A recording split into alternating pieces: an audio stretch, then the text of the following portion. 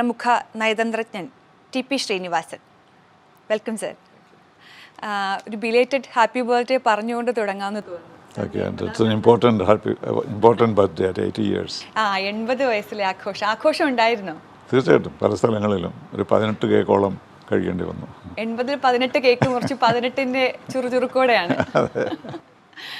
അപ്പോൾ സാറിൻ്റെ പുതിയ പുസ്തകം ഡിപ്ലോമസി ലിബറേറ്റഡ്, അത് കുറേ രാജ്യങ്ങളിൽ ഇതിനോടകം പ്രകാശനം ചെയ്തിട്ടുണ്ട് അല്ലേ? അപ്പോൾ അതിൻ്റെ ഒരു വിശദാംശങ്ങൾ നമുക്ക് പറഞ്ഞു തുടങ്ങാം. അല്ല, അത് ബേസിക്കലി ഒരു കളക്ഷൻ ഓഫ് എസ്സേസ് ആണ്. ഞാൻ 20 കൊല്ലമായി റിട്ടയർ ചെയ്തിട്ട്. അപ്പോൾ അന്ന് മുതൽ തന്നെ റെഗുലറായിട്ട് പല ന്യൂസ് പേപ്പേഴ്സിനും മാഗസിൻസിനും പിന്നെ ഏഷ്യാനെറ്റിലെ പ്രോഗ്രാംസും എല്ലാം ഉണ്ടായിരുന്നു. So I had A material about 2000 pieces of writing and then various films et cetera. So അതിങ്ങനെ പല പുസ്തകങ്ങളിലായിട്ടും പല മാഗസിൻസിലും കിടക്കുന്നതായിരുന്നു. അപ്പോൾ 80th ബർത്ത്ഡേക്ക് കുറച്ച് ഫ്രണ്ട്സൊക്കെ സജസ്റ്റ് ചെയ്തതാണ് ഇതിൽ നിന്നൊരു ഗോൾഡൻ ട്രഷറി സൃഷ്ടിക്കുക എന്നുള്ളത്. അപ്പോൾ അത് ഞാൻ തന്നെയല്ല സെലക്ട് ചെയ്തത്, സം യങ്ങർ പീപ്പിൾ, ഒരു വിംഗ് കമാൻഡർ രാഗശ്രീ, അവരാണത് എഡിറ്റ് ചെയ്തത്. പിന്നെ research scholar call Gokul. So they are the ones who selected it out of about 2000 articles. They collected about 100. 80 it was, but then a few more were added. So we brought it out as an 80th birthday gift for me, and that's how it was created. But that includes a bird's eye view of my views, my experiences, my comments on international relations. So it's a kind of, it's not a book to be read at one sitting. It's basically a reference material on some of the issues which I dealt with personally at the international level. ഒരുപക്ഷെ മലയാളം മാധ്യമങ്ങൾ അത്ര കണ്ട് ആഘോഷിക്കാതെ പോകുന്ന ഒന്നാണ് നയതന്ത്രവുമായി ബന്ധപ്പെട്ട കാര്യങ്ങൾ. എന്തെങ്കിലും ഒരു പ്രശ്നം വരുമ്പോൾ അല്ലെങ്കിൽ ചർച്ചകൾ ആവശ്യമായി വരുമ്പോൾ മാത്രമാണ്. അതെ, നമ്മളെപ്പോഴും നാട്ടുകാര്യങ്ങളാണല്ലോ. ഈ ലോക്കൽ, ഹൈപ്പർ ലോക്കലാണ് നമ്മുടെ journalism. If your own village has something, that is the most important. The distance, United States, it's not so. അപ്പോൾ അത് മാറിക്കൊണ്ട് വരികയാണ്. ഞാനിപ്പോൾ 20 വർഷത്തോളം വിദേശ വിചാരം എന്നൊരു പ്രോഗ്രാം നടത്തിയിരുന്നു. ആദ്യം അതിന് വ്യൂവേഴ്സ് ഒന്നും ഉണ്ടായിരുന്നില്ല. പക്ഷേ ഇപ്പോൾ ഒരു സെലക്റ്റഡ് കൈൻഡ് ഓഫ് വ്യൂവേഴ്സ് ഉണ്ട്. ഇറ്റ്സ് നോട്ട് റേറ്റിങ്ങിനൊന്നും പറ്റിയതല്ല. പക്ഷേ there is an awareness that is needed. And then other channels also started programmes of that kind. So I think I have been able to create an awareness about the importance of international relations related specifically to Kerala and India. And that has been established more or less. And so there's great interest in the program. കാനഡയുമായിട്ടുള്ള പ്രശ്നം വരുമ്പോൾ ഇന്ത്യക്കാർക്ക് കൂടുതൽ, പ്രത്യേകിച്ച് മലയാളികൾ കൂടുതൽ ആശങ്കപ്പെടുന്ന ഒരു അവസ്ഥയുണ്ട്. അക്കാര്യത്തിൽ എന്താണ് നിലവിലെ അവസ്ഥ? അതിൽ ആശങ്കപ്പെടേണ്ട സാഹചര്യം തുടരുന്നുണ്ടോ? എന്താണ്? അത് ഒരു ഐറണിയാണ് അത് കാനഡയിലെ ഇഷ്യൂ. കാരണം ഇന്ത്യക്കാരുള്ള രാജ്യങ്ങളുമായിട്ടാണ് നമുക്ക് ഏറ്റവും കൂടുതൽ സൗഹൃദമുള്ളത്. ഇപ്പോൾ ഫിജി എടുത്താൽ, അല്ലെങ്കിൽ സൗത്ത് ആഫ്രിക്ക, അല്ലെങ്കിൽ ഇപ്പോൾ ഗൾഫ് രാജ്യങ്ങൾ, ഇവിടെയൊക്കെയാണ് നമ്മുടെ ആളുകളുള്ളത്. അപ്പോൾ അതുകൊണ്ട് നമുക്ക് സാധാരണ ആ രാജ്യങ്ങളോടൊരു പ്രത്യേക താല്പര്യവും അവർക്ക് നമ്മളിൽ താല്പര്യവും ഉണ്ടാകും. പക്ഷേ ഇവിടെ അങ്ങനെയല്ല. ഇന്ത്യക്കാരുള്ളത് കൊണ്ടാണ് ഈ പ്രശ്നം വന്നിരിക്കുന്നത്. ഇന്ത്യയിലെ ഒരു ആഭ്യന്തര പ്രശ്നമാണല്ലോ ഖാലിസ്ഥാൻ. അത് നമ്മൾ ഡീൽ ചെയ്തു. അങ്ങനെ ഇപ്പോൾ ഖാലിസ്ഥാനെ പറ്റി നമ്മൾ അധികം ഒന്നും കേൾക്കുന്നില്ലല്ലോ നാട്ടിൽ. അവർ ഇവിടെ ഇല്ലയെന്ന് തന്നെ പറയാം. They are reconcile to unity of India. പക്ഷേ these people who went as refugees at that time, when they were felt that they could not continue here എന്നുള്ള മട്ടിൽ പോയവരൊക്കെ they took with them a certain hatred of the government of India, and that they sustained it for their own advantage. അതാണ് ചെയ്തത്. ഇപ്പോൾ ഇന്നത്തെ ഗവൺമെൻറ്റിന് ഖാലിസ്ഥാൻ വാദികളായിട്ടുള്ള ആളുകളുടെ ഒരു പാർട്ടിയുണ്ട്. ആ പാർട്ടിയുടെ സപ്പോർട്ടില്ലാതെ ഒരു ഗവൺമെൻറ്റിനും അവിടെ അധികാരത്തിൽ വരാൻ കഴിയുകയില്ല. അത്ര സിഗ്നിഫിക്കൻ്റാണ് ഇന്ത്യൻ കോൺട്രിബ്യൂഷൻ. അപ്പോൾ ഇന്ത്യയോട് അവർക്ക് സ്നേഹമില്ലാത്തതുകൊണ്ടല്ല, പക്ഷേ അവർക്ക് ഖാലിസ്ഥാനോടാണ് കൂടുതൽ സ്നേഹം. ബ്രൂട്ടസ് പറഞ്ഞില്ലേ, not that I like Caesar less but I like Rome more എന്നാണ്. So not that they dislike India, but they like Khalistanis because of their political importance for their internal. So it is not an India Canada problem അല്ല അത് യഥാർത്ഥത്തിൽ അത് ഇതിലും വലിയ മോശമായ situation ഉണ്ടായിരുന്നല്ലോ. ഒരു എയർ ഇന്ത്യ വിമാനം വെടിവെച്ചിടുക വരെ ചെയ്തു. അപ്പോൾ അതൊക്കെ ഒരു എക്സ്ക്ലൂസീവ് ചെയ്തിട്ട് India Canada relations are not affected by it. It was a problem. It was recognised. Indian high commission in Canada can never go around without a military escort. That situation has prevailed all over. So but now what has happened is നമ്മുടെ ഇയാളെ സംബന്ധിച്ചിടത്തോളം ട്രൂഡോയെ സംബന്ധിച്ചിടത്തോളം അദ്ദേഹത്തിൻ്റെ government നിലനിൽക്കുന്നതും അടുത്ത തെരഞ്ഞെടുപ്പിലത്തേക്ക് ജയിക്കണമെന്നുണ്ടെങ്കിൽ അദ്ദേഹത്തിന് Khalistani support വേണം. അപ്പോൾ അത് കിട്ടണമെങ്കിൽ അവർ പറയുന്ന കാര്യങ്ങൾ റിപ്പീറ്റ് ചെയ്യണം, ഗവൺമെൻറ് ഓഫ് ഇന്ത്യയെ ക്രിട്ടിസൈസ് ചെയ്യണം എന്നുള്ളത് അവരുടെ ഒരു എസെൻഷ്യൽ സർവൈവൽ ഇഷ്യൂ ആണ്. അപ്പോൾ അതുകൊണ്ട് നമുക്ക് കാനഡയായിട്ടാണ് ഒരുപാട് നല്ല ബന്ധങ്ങളുള്ളത്. ഈ ഇന്ത്യൻ കമ്മ്യൂണിറ്റി എക്സ്ക്ലൂഡ് ചെയ്താൽ പോലും ട്രേഡ് ആണെങ്കിലും കൾച്ചറലായിട്ടാണെങ്കിലും നമ്മുടെ ഇൻവോൾവ് അവിടുത്തെ സോഷ്യൽ മൂവ്മെൻറ്റ്സിലൊക്കെ ആയാലും Canada India relations are very strong. പക്ഷേ ഈ ട്രൂഡോയുടെ ഒരു ഈ പർട്ടിക്കുലർ വൾണറബിലിറ്റി കാരണം അദ്ദേഹത്തിന് ഇവരെ കൊണ്ട് നടന്നാലേ പറ്റുള്ളൂ. കൊണ്ട് നടക്കണമെങ്കിൽ ഖാലിസ്ഥാൻ വേണമെന്നിങ്ങനെ റിപ്പീറ്റ് ചെയ്തുകൊണ്ടിരിക്കണം. അപ്പോൾ അവർ പിന്നെ കൂടുതൽ മിലിറ്റൻ്റ് ആയപ്പോൾ അതിനെ സ്റ്റോപ്പ് ചെയ്യാൻ അദ്ദേഹം ശ്രമിച്ചില്ല. അദ്ദേഹത്തിന് പറയാമായിരുന്നു നിങ്ങളിവിടെ ജീവിക്കണമെങ്കിൽ you have to be friendly with India എന്നൊരു കണ്ടീഷൻ വയ്ക്കാമായിരുന്നു. പക്ഷേ അവർ റിബൽസായിട്ടാണ് പല ആളുകളും കാനഡയിലേക്ക് പോയത്. അപ്പോൾ അവർ ചെയ്ത ഒരു മൂവ്മെൻറ്റായി ഇപ്പോൾ വളരെ ഒരു ഫോഴ്സ്ഫുൾ പൊളിറ്റിക്കൽ മൂവ്മെൻറ്റായി മാറിയിരിക്കുകയാണ്. അപ്പോൾ ഇന്ത്യക്കെതിരായിട്ടല്ല ഇത് എന്ന് വേണമെങ്കിൽ നമുക്ക് പറയാം. അപ്പോൾ അതുകൊണ്ട് ലോങ് ടേമിൽ അത് വലിയ പ്രശ്നമുണ്ടാകും തോന്നുന്നില്ല. കാനഡയ്ക്ക് ഒരു 4 Eyes എന്ന് പറഞ്ഞൊരു ഗ്രൂപ്പിൽ മെമ്പറാണ്. അതിൽ UK ഉണ്ട്, USA ഉണ്ട്, ഓസ്ട്രേലിയ ഉണ്ട്, ന്യൂസിലൻഡ് ഉണ്ട്. They are all friends of hours. But since they are in this 5 Eyes group, it's almost like an alliance.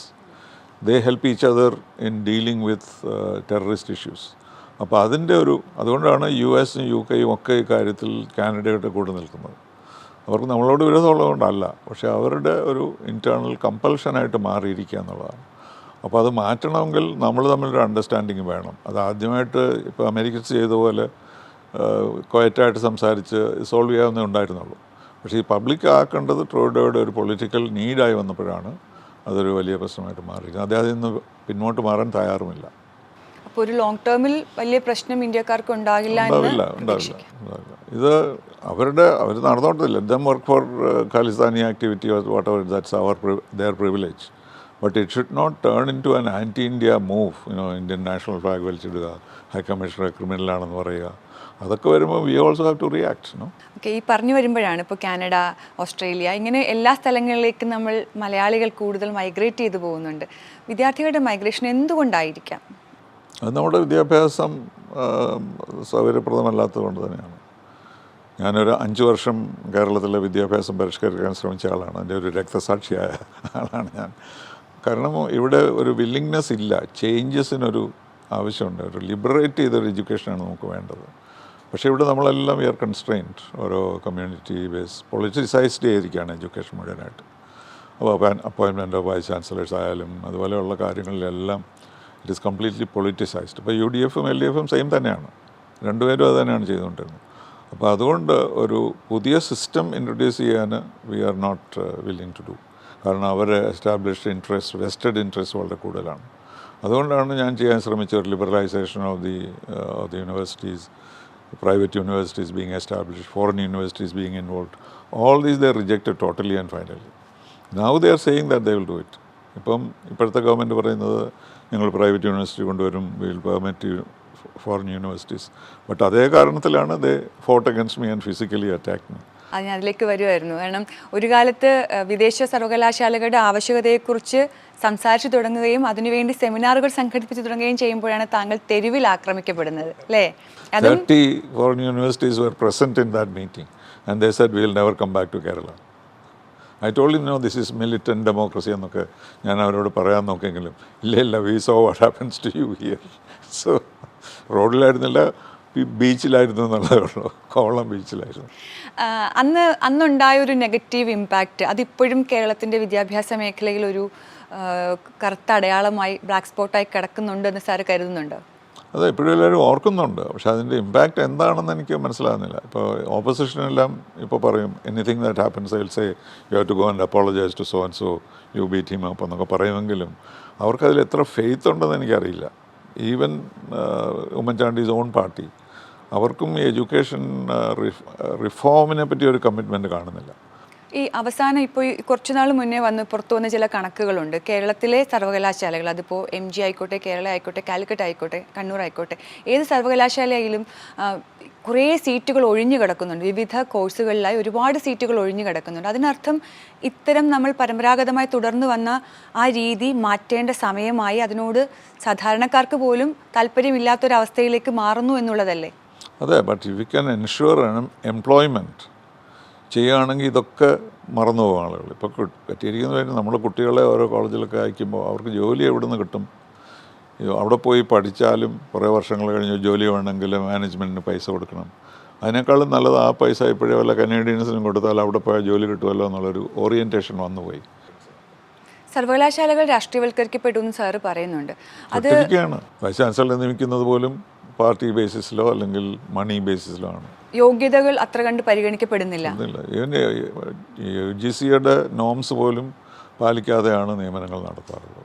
അത് തിരിച്ചടിയാണ് സർവകലാശാല. ഗവർണറും ഗവൺമെൻറ്റുമായിട്ടുള്ള അഭിപ്രായ വ്യത്യാസം. അദ്ദേഹം അതിനെ സ്ട്രിക്റ്റായിട്ട് ഫോളോ ചെയ്യാൻ ശ്രമിക്കുന്നു.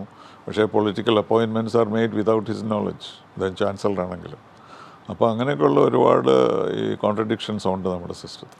അത് മാറാനുള്ള സാധ്യത കേരളത്തിൽ ഇല്ല. രണ്ട് കാരണങ്ങൾ നടക്കുന്നുണ്ട്. അവർ പറയുന്നുണ്ട്, ഇപ്പോൾ ഞാൻ അന്ന് റെക്കമെൻഡ് ചെയ്ത പല കാര്യങ്ങളും നടത്താൻ അവർ സമ്മതിക്കുന്നുണ്ട്. പക്ഷേ അതേസമയം തന്നെ അതിൻ്റെ മോഡാലിറ്റി എങ്ങനെ പോകണം, അവരുടെ ഈ പൊളിറ്റിക്കൽ ഇത് ഇൻട്രസ്റ്റ് പ്രൊട്ടക്റ്റ് ചെയ്തുകൊണ്ട് എങ്ങനെ വിദേശ സർവകലാശാല വരും അല്ലെങ്കിൽ പ്രൈവറ്റ് യൂണിവേഴ്സിറ്റി വരുമെന്ന് അവർക്കിപ്പോഴും അറിയില്ല.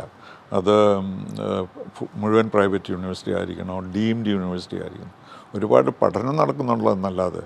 അതായത് രാഷ്ട്രീയവൽക്കരണം കൂടിയതുകൊണ്ട് സംഭവിക്കുന്ന പ്രശ്നങ്ങൾ അത് ഇപ്പോൾ തുടർന്നുകൊണ്ടിരിക്കുമ്പോൾ 15 വർഷം മുമ്പ് വിഭാവനം ചെയ്ത ഒരു സംഭവം അതിനുശേഷം വരുമ്പോൾ എത്ര പേർക്ക് അവസരം നഷ്ടപ്പെട്ടു, അതിൻ്റേതായ രീതിയിൽ ഇനി ഉൾക്കൊള്ളാൻ എത്ര കാലം എടുക്കും? അതെ, ഓറിയൻറ്റേഷൻ മാറിപ്പോയല്ലോ. ഇപ്പോൾ കുട്ടികൾക്ക് പുറത്തു പോകാനുള്ള അതിലാണ് പേരൻസിനും കുട്ടികൾക്കും താല്പര്യം. അപ്പോൾ പിന്നെ ഇവിടെ പ്രൈവറ്റ് യൂണിവേഴ്സിറ്റി വരുന്നോ ഫോറിൻ യൂണിവേഴ്സിറ്റി വരുന്നോ അവർക്ക് താല്പര്യമില്ല. ഈ LDF ആയാലും UDF ആയാലും നയം ഈ വിദ്യാഭ്യാസ മേഖലയിൽ ഒന്ന് തന്നെയാണ്, വലിയ വ്യത്യാസങ്ങളൊന്നും കാണുന്നില്ല എന്ന് പറയുമ്പോൾ പകരം ഓപ്ഷൻസ് ആര് കാണുന്നുണ്ടോ? ഉണ്ട്. ഇപ്പോൾ new education policy government of ഇന്ത്യയുടെ ഇറ്റ്സ് എ ബിഗ് സ്റ്റെപ്പ്, ഭയങ്കര റെവല്യൂഷണറി സ്റ്റെപ്പാണത്. പക്ഷേ ഇവിടെ എല്ലാവരും ചെയ്യുന്നത് അതിനെ ഒരു മെനു കാർഡ് പോലെ ഉപയോഗിക്കുകയാണ്. ഓക്കെ, 4 ഇയർ ഡിഗ്രി നമ്മൾ പിക്കപ്പ് ചെയ്യുന്നു, മറ്റത് വേറൊരു വൊക്കേഷൻ ട്രെയിനിങ് പിക്കപ്പ് ചെയ്യുന്നു. പക്ഷേ അതല്ലാതെ the whole policy is a revolutionary new framework. അപ്പോൾ അങ്ങനെയല്ല നമ്മൾ ഉപയോഗിക്കുന്നത്. നമുക്ക് പലത് ഇത് സാഫ്രണൈസേഷനാണ്, അത് നമുക്ക് വേണ്ട. സാൻസ്ക്രിറ്റ് പഠിപ്പിക്കുന്നത് നമുക്ക് വേണ്ട, പൊളിറ്റിക്കൽ റീസൺ. ഓക്കെ, അപ്പോൾ അത് കഴിയുമ്പോൾ നമ്മൾ എടുത്തിരിക്കുന്നത് നമുക്ക് സൂട്ട് ചെയ്ത് നമ്മൾ വിചാരിക്കുന്ന ചില ഐറ്റംസ് മാത്രം ഈ ന്യൂ എഡ്യൂക്കേഷൻ പോളിസിന്ന് എടുക്കുകയാണ്. അത് കംപ്ലീറ്റായിട്ട് അബ്സോർബ് ചെയ്ത് കംപ്ലീറ്റായിട്ട് സിസ്റ്റം മാറാത്തത് പൊളിറ്റിക്കലാണ്. ഇത് BJPയുടെ ആണ് അല്ലെങ്കിൽ ഇത് വേറൊരു പാർട്ടിയുടെ ആണെന്നുള്ളത്. അതെങ്ങനെ മാറ്റാൻ കഴിയും എന്നുള്ളതാണ്. നമ്മുടെ ചരിത്രം മാറ്റി എഴുതാൻ എവിടെയൊക്കെയോ ശ്രമം നടക്കുന്നത് നമ്മുടെ മുന്നിൽ തെളിവുകളായി കണ്ടിട്ടുള്ളതല്ലേ? സ്വാതന്ത്ര്യ സമര സേനാനികളെ വരെ അവരുടെ വിശദാംശങ്ങൾ വരെ പാഠഭാഗങ്ങളിൽ നിന്ന് മാറുന്നത് നമ്മൾ കണ്ടതാണ്. ഇല്ല, പക്ഷേ പൊളിറ്റിസൈസേഷൻ അവിടെയും ഉണ്ടല്ലോ. നമ്മൾ സെലക്റ്റീവ് അല്ലേ. ഇപ്പോൾ history, if you are using history in A genuine form, നമ്മുടെ ഹിസ്റ്ററിയൊക്കെ ഫോറിനേഴ്സ് എഴുതിയാണ്, അതാണ് ഏറ്റവും വലിയ പ്രശ്നം. അപ്പോൾ അവരുടെ ഓറിയൻറ്റേഷനിലാണ് നമ്മുടെ ചരിത്രം മുഴുവൻ എഴുതിയിട്ടുള്ളത്. ഒരു ഇന്ത്യക്കാരൻ എഴുതിയ ചരിത്രമൊക്കെ വളരെ അടുത്ത കാലത്താണ് വന്നിട്ടുള്ളത്. അപ്പോൾ അതിൻ്റെ മാറ്റങ്ങൾ നമ്മൾ മനസ്സിലാക്കണം. അപ്പോൾ അത് മാറ്റുമ്പോൾ അത് കാവ്യവൽക്കരണമായിട്ട് കാണുന്നു നമ്മുടെ ആളുകൾ. ഇപ്പോൾ പേരുകൾ മാറ്റുന്നു അല്ലെങ്കിൽ സ്ഥലങ്ങളുടെ പേരുകൾ മാറ്റുന്നു എന്നൊക്കെ പറയുമ്പോൾ ഉടനെ ഇതൊരു കാവ്യവൽക്കരണമാണെന്ന് വരുന്നു. അപ്പോൾ ഒരു നെസസറി ചേഞ്ചസ് പോലും അക്സെപ്റ്റ് ചെയ്യാനുള്ള മനസ്ഥിതി ഇല്ലാത്തത് ഈ പൊളിറ്റിസൈസേഷൻ കൊണ്ടാണ്. അപ്പോൾ സാറ് പറയുന്നത് ഇന്ത്യ എന്നുള്ള പേരും ഭാരത് എന്നുള്ള പേരും ഇപ്പോൾ ഏറ്റവും ഒടുവിൽ ഒരു വലിയ തർക്ക വിഷയമായി നിൽക്കുന്നതാണല്ലോ. ഏതിനൊപ്പമാണ്? I was disturbed. നമ്മുടെ പേര് ഇന്ത്യ എന്നുള്ള പേര് മാറ്റുക, ഭാരത് എന്നുള്ള മാറ്റുക ആവശ്യമില്ലാത്ത കാര്യമാണ്. India is well known, established. ഇപ്പോൾ ആളുകൾ ചോദിക്കുന്നത് എവിടെ ഈ ഭാരത്, വാട്ട് ഈസ് ഭാരത് എന്ന് ആളുകൾ ചോദിക്കുന്നത്. പക്ഷേ നമ്മുടെ constitutional makers are made sure India that is Bharat എന്നാൽ എഴുതി വെച്ചിട്ടുണ്ട്. അതുകൊണ്ട് കോൺസ്റ്റിറ്റ്യൂഷൻ മാറ്റേണ്ടി വന്നില്ല. പക്ഷേ increasingly they are changing the name. അപ്പോൾ അപ്പർ വോൾട്ട നമ്മൾ കേട്ടു, അത് വേറൊരു പേരിൽ വരുന്നു. It doesn't affect us. പക്ഷേ ഇന്ത്യ പോലുള്ള ഒരു രാജ്യത്തിന് ഒരു ഇന്ത്യൻ സിവിലൈസേഷൻ, ഇന്ത്യൻ കൾച്ചർ എന്ന് പറയുമ്പോൾ ഈ ഭാരത് അതിൻ്റെ പുറത്ത് കൊണ്ടുവന്ന് വയ്ക്കുന്നത് ഒരു ഇൻകൺവീനിയൻസ് ആയിട്ട് ആളുകൾക്ക് തുടങ്ങും. താങ്കൾ UDF സർക്കാരിൻ്റെ കാലത്ത്, ഉമ്മൻചാണ്ടി സർക്കാരിൻ്റെ കാലത്ത് ഉന്നത വിദ്യാഭ്യാസ കൗൺസിലുമായി ബന്ധപ്പെട്ട് അതിൻ്റെ തലപ്പത്തൊക്കെ പ്രവർത്തിച്ച ആളാണ്. പിന്നീട് പിണറായി വിജയൻ സർക്കാർ വരുമ്പോൾ ഒരുപക്ഷെ മാപ്പൊക്കെ പറഞ്ഞെങ്കിലും അത്ര കണ്ട് ആ മേഖലയിൽ ഉപദേശങ്ങൾ അങ്ങനെ കണ്ട് സ്വീകരിച്ചതായും കണ്ടിട്ടില്ല. താങ്കളിപ്പോൾ ചെറുതായി ഈ രണ്ടിൽ നിന്നും വ്യതിചലിച്ച് ലോക്സഭാ തെരഞ്ഞെടുപ്പിൻ്റെ സമയത്ത് NDA സ്ഥാനാർത്ഥിക്കൊപ്പം താങ്കൾ നിൽക്കുന്നതും കണ്ടിരുന്നു. ഏതെങ്കിലും തരത്തിൽ നയമാറ്റം, രാഷ്ട്രീയ മാറ്റം അങ്ങനെ എന്തെങ്കിലും ചിന്തകളിൽ ഉണ്ടായിട്ടുണ്ടോ? I'm not in politics at all. ഞാൻ ശശി തരൂറിൻ്റെ ക്യാമ്പയിൻ മാനേജറായിരുന്നു അദ്ദേഹം ആദ്യം ഇവിടെ വന്നപ്പോൾ. അത് it was on a personal relationship. He was not known to anybody here. I was the only one who knew him for 20 years. അപ്പോൾ അതുകൊണ്ട് I supported him as a friend. So similar thing has happen now because I am disappointed with the present MP because 15 years he has been there. He doesn't have the time to dedicate himself to the constituency. അപ്പോൾ അതിനൊരു competent ആയിട്ടുള്ള ഒരു വ്യക്തി വന്നു എന്നുള്ള ഒറ്റ കാരണം കൊണ്ടാണ് ഞാൻ അദ്ദേഹത്തെ സപ്പോർട്ട് ചെയ്തത്. ഞാനൊരു പാർട്ടിയിലും മെമ്പറായിട്ടില്ല. അപ്പോൾ അവരെ അതിൻ്റെ ചെയർമാൻ ആക്കിയപ്പോൾ പോലും BJP leaders kept away from it. They thought that this was an advantage for them, so I was willing to do that. And I thought he might win. We almost came to that point. And that was purely personal, number one. Secondly, I believe that the Prime Minister Modi we need him for some more time. പിന്നെ ട്രിവാൻഡ്രത്തിന് ഒരു MP who works for the constituency rather than a global personality is required എന്നുള്ള ഈ കാരണങ്ങൾ കൊണ്ട് മാത്രമാണ് അദ്ദേഹത്തെ support ചെയ്തത്. It is nothing political about it, but of course you cannot say you don't have politics when you support a particular candidate. അതുകൊണ്ട് because that means I'm sympathetic to the cause, I'm sympathetic to his ability to run a constituency. അതുകൊണ്ട് ചെയ്തതാണ്, അല്ലാതെ it is not a political change. അതായത് താങ്കൾ പറഞ്ഞു വരുന്നത് കേന്ദ്രത്തിൽ കുറച്ചുനാൾ കൂടി BJP സർക്കാരിൻ്റെ അനിവാര്യത ഉണ്ട് എന്നുള്ളതാണ്. എന്തുകൊണ്ട്? മാറ്റങ്ങൾ വരുത്തിയത് കൊണ്ട് തന്നെ. ഇന്നത്തെ ഇന്ത്യ 2014 ശേഷം എത്ര മാറ്റങ്ങൾ വന്നിട്ടുണ്ടെന്ന് നമുക്കറിയാമല്ലോ. അപ്പോൾ ആ മാറ്റങ്ങൾ കൺസോളിഡേറ്റ് ചെയ്യണമെങ്കിൽ one more term at least for Mr. Modi is required എന്നുള്ളൊരു ഫീലിംഗ് എനിക്കുണ്ട്, വിശേഷിച്ചും ഇൻ്റർനാഷണൽ റിലേഷൻസ്. ചരിത്രം മാറ്റാൻ ശ്രമിക്കുന്നു എന്നുള്ള ആരോപണങ്ങൾ മാത്രമല്ല, ചില തെളിവുകളും കൂടി പുറത്തു വരുമ്പോൾ ചരിത്രം മാറ്റുന്ന ഒരാൾ, അതായത് കഴിഞ്ഞു പോയത്, വരുന്നത് പുതിയ ചരിത്രം രചിച്ചോട്ടെ, പക്ഷേ കഴിഞ്ഞു പോയത് മാറ്റാൻ ശ്രമിച്ച് ചില കാര്യങ്ങളൊക്കെ മാറ്റാൻ ശ്രമിക്കുന്ന ഒരാളാണ് എന്നുള്ളൊരു തോന്നൽ സാധാരണക്കാർക്കിടയിൽ മോദിയെക്കുറിച്ചില്ലേ? അത് സൗത്ത് ഇന്ത്യയിലുണ്ടെന്ന് തോന്നുന്നു, പക്ഷേ നോർത്ത് ഇന്ത്യയിൽ അത് കാണുന്നില്ല. കാരണം അദ്ദേഹം കൊണ്ടുവന്നിരിക്കുന്ന മാറ്റങ്ങൾ ഫണ്ടമെൻ്റലാണ് നോർത്ത് ഇന്ത്യയെ സംബന്ധിച്ചിടത്തോളം. പക്ഷേ കേരളയും തമിഴ്നാടും ഒക്കെ കുറച്ച് ഡെവലപ്ഡ് ആയിരുന്നു ആ കാലത്ത് തന്നെ. അതുകൊണ്ടൊരു മോഡേൺ ഔട്ട്ലുക്ക് ഉണ്ട്. പക്ഷേ അതില്ലാത്തടത്താണ് അദ്ദേഹത്തിന് വലിയ ഇമ്പാക്റ്റ് ഉള്ളത്. കാരണം അദ്ദേഹം മാറ്റിമറിച്ച പല കാര്യങ്ങളുമുണ്ട്. കുക്കിംഗ് ഗ്യാസ് എന്ന് കേട്ടിട്ടില്ലാത്തടത്തേക്ക് കുക്കിംഗ് ഗ്യാസ്, ടോയ്ലറ്റ്സ് എന്ന് കേട്ടിട്ടില്ലാത്തടത്ത്. അപ്പോൾ അങ്ങനെ ഒരു റെവല്യൂഷൻ അദ്ദേഹം കൊണ്ടുവന്നിട്ടുണ്ട്. അത് തീർച്ചയായിട്ടും ഇന്ത്യക്ക് പ്രയോജനപ്പെട്ടിട്ടുണ്ടെന്നാണ് എൻ്റെ അഭിപ്രായം.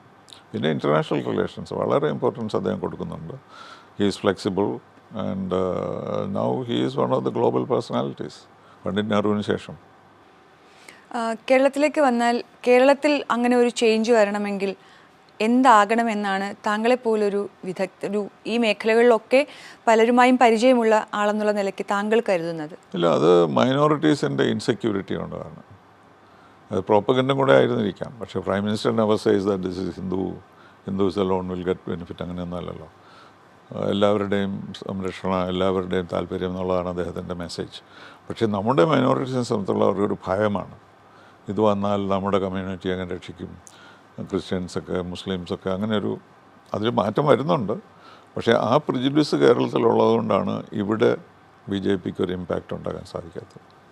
ആ BJPയുടെ ഒരു, അല്ലെങ്കിൽ പ്രധാനമന്ത്രി മോദിയുടെ ഒരു ഇമ്പാക്റ്റ് ഏതെങ്കിലും തരത്തിൽ വരുന്ന നിയമസഭാ തെരഞ്ഞെടുപ്പിലോ അങ്ങനെ എന്തെങ്കിലുമൊക്കെ പ്രതിഫലിക്കാൻ സാധ്യതയുണ്ടോ? ഒന്നര കഴിഞ്ഞ പാർലമെന്റ് ഇലക്ഷനിൽ ഒരു സീറ്റെങ്കിലും അദ്ദേഹത്തിൻ്റെ പാർട്ടി വിജയിച്ചു. മോദി ഫാക്ടറാണെന്ന് കരുതുന്നുണ്ട്? തീർച്ചയായിട്ടും.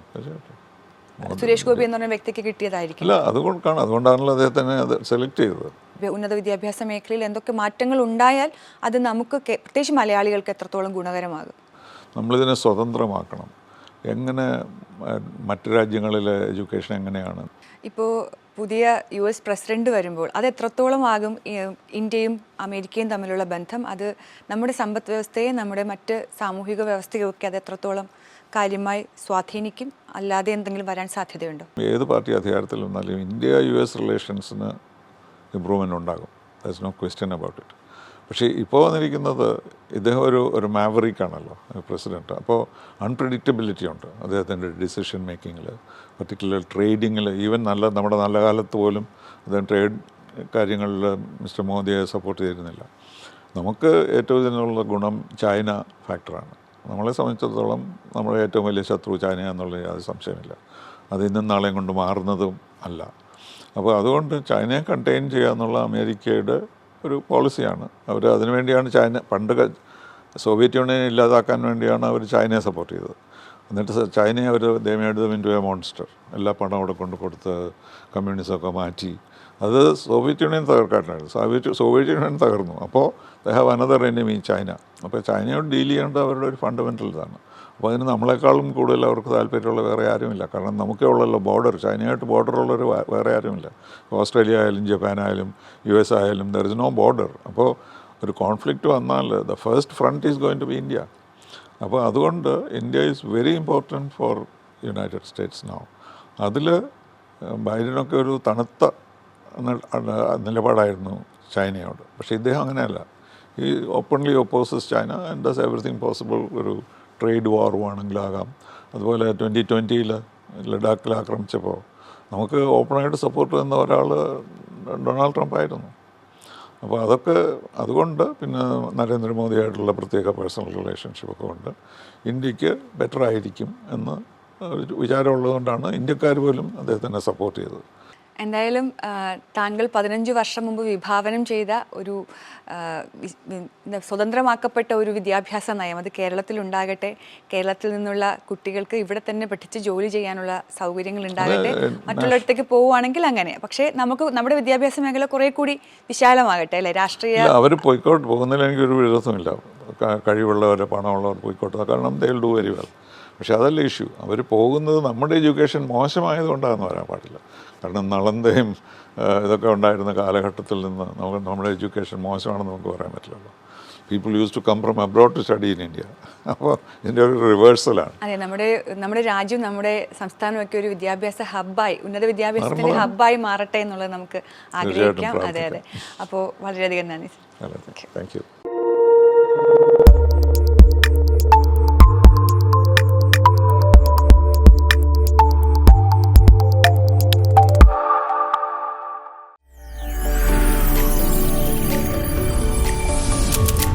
NTV UAE to the world.